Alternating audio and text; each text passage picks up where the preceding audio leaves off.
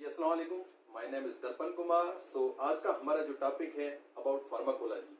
तो फार्माकोलॉजी के कंटेंट्स जो हमें स्टडी करने हैं, these are the definition of pharmacology, introduction of pharmacology, aims and purpose of pharmacology, difference between drug and poison and the reason behind that, उसका reason क्या है।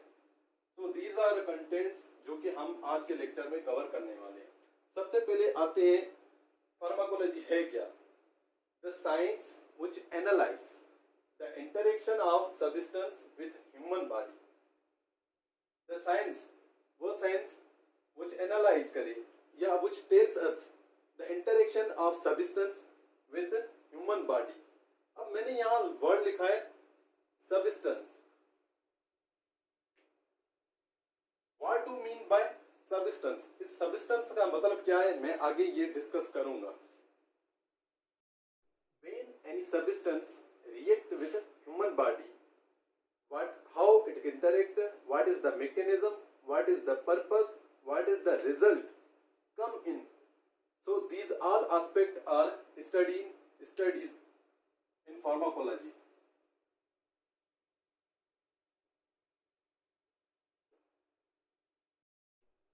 अब आते हैं इसकी इंट्रोडक्शन पे आती है फार्माकोलॉजी के।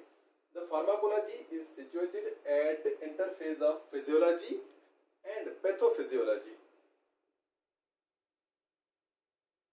अब what do mean by physiology? Physiology हम किसे कहते हैं?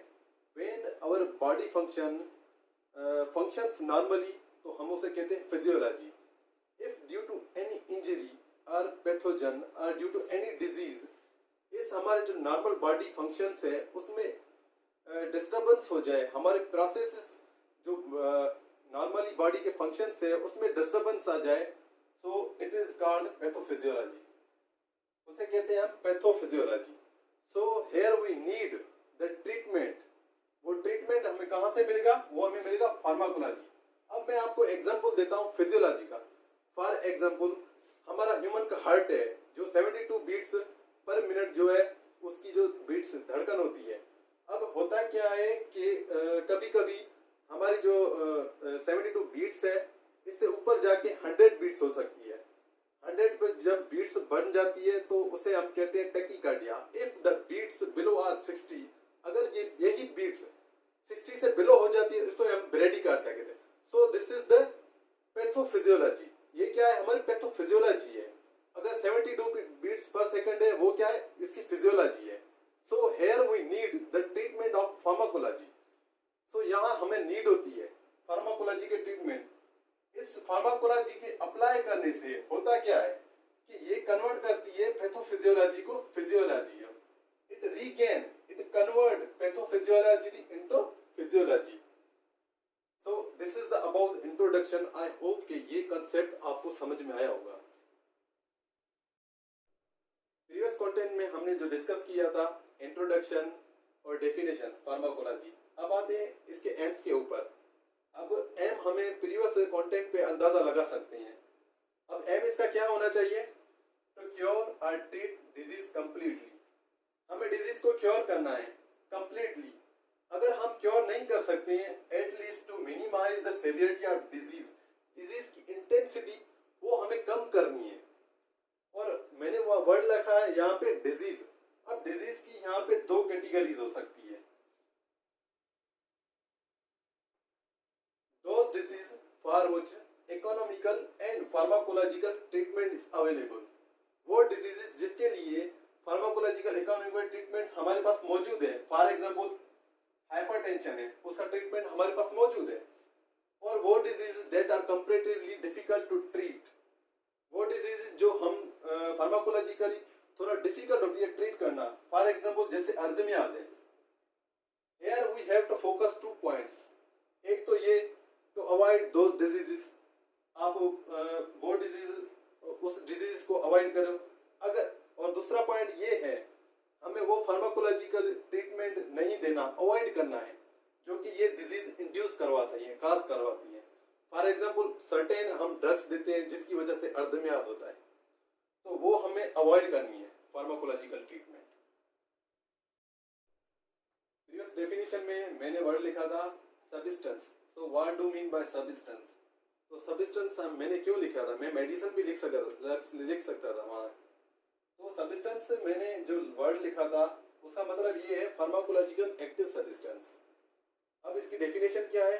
All those chemicals which have influence और इफेक्ट ऑन ह्यूमन बॉडी, वो सब्सटेंस जिसका ह्यूमन बॉडी पे इन्फ्लुएंस है, अफेक्ट है, उसको हम बोलते हैं सब्सटेंस।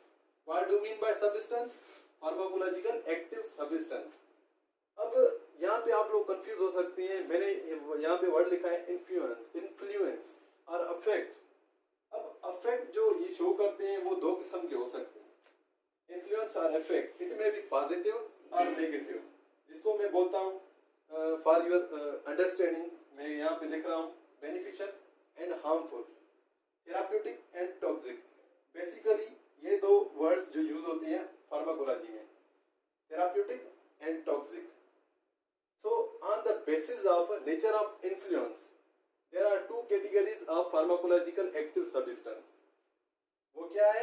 एक है ड्रग, दूसरा है पॉइजन। अगर drug, if pharmacological active substance produce positive effect, this is called drug. If pharmacological active substance produce negative effect, harmful effect, toxic effect, तो हम उसे कहते हैं this is the poison.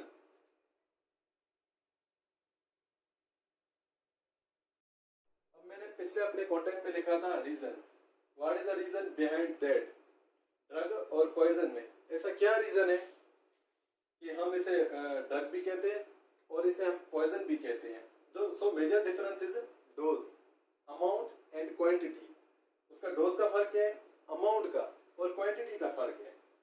What do you mean by dose? हम dose किसे कहते हैं? Dose is a poison if it is increased. अगर फॉर एग्जांपल एक मैं टेबलेट का आपको मिसाल देता हूँ, पैरासीटामोल। अगर आपने टेबलेट एक दफा खाई तो ठीक है, वो उसका सर्टेन अमाउंट आपके ब्लड स्ट्रीम में जाएगा और आपको थेराप्यूटिक एक्शन देगा, ठीक है। अगर वही पैराडोल आप एक ही टाइम पे 3 या 4 लेते हैं तो वो क्या करेगी, उसका डोज बढ़ेगा, वो उसकी अमाउंट जो होगी एक्सेस होगी, तो वही जो थेराप्यूटिकली आपको ट्रीट कर रही थी और वही आपको जो है बॉडी के अंदर पॉइजन काज करवा सकती है। So pharmacological active substance is given in suitable quantity और standard quantity, it act like drug. If same pharmacological substance given in excess amount, it become poison. So this is all about today's lecture.